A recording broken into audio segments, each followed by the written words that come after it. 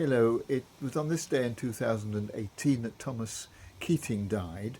Not a well-known name. He was a Trappist monk, abbot of a monastery in Massachusetts, but he was instrumental in promoting a method of prayer called centering.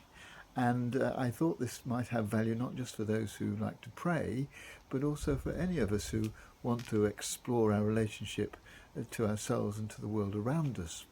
Because it's a prayer which tries to dismiss from our experience temporarily thoughts, ideas, and to just allow ourselves just to be.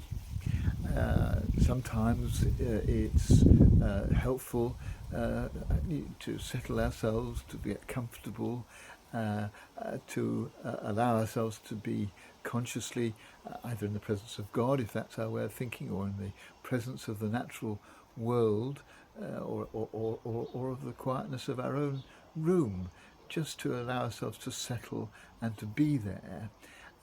And then to take either a phrase, a word like love or beauty or truth or Jesus, if that's your preference, and to allow that word to draw us back every time our mind seems to go off in a direction of some train of thought, back to just being where we are and concentrating on that word. Or it doesn't have to be a word. It could be an object, it could be a flower, it could be a pebble, it could be something beautiful that we allow ourselves to look at or to experience in order to draw us back to the present and to take us away from that thinking, mind-centered world in which most of us live most of the time.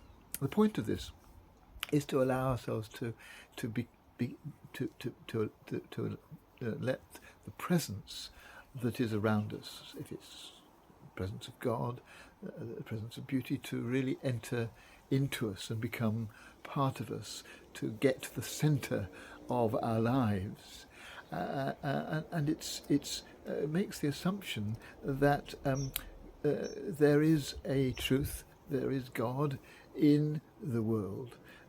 It's not pantheism in the sense that we worship the natural world. It's what's called panentheism, that God is in everything, and that in the words or in the beauty of whatever we're looking at, God is present.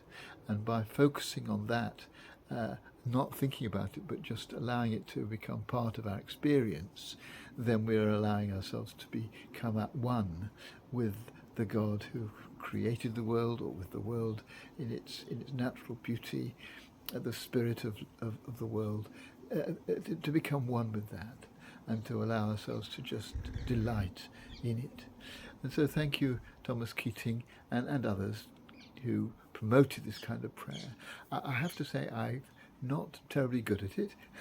I keep coming back to it every so often and having another go, and I don't always find it helpful, so you may not too. But I suggest it as a way that some people have found really valuable, as a way of allowing our experience to be enveloped and embraced within something bigger than ourselves, that you can either call God, if that's your way, or just delight in whatever it is. It is the mystery that holds us.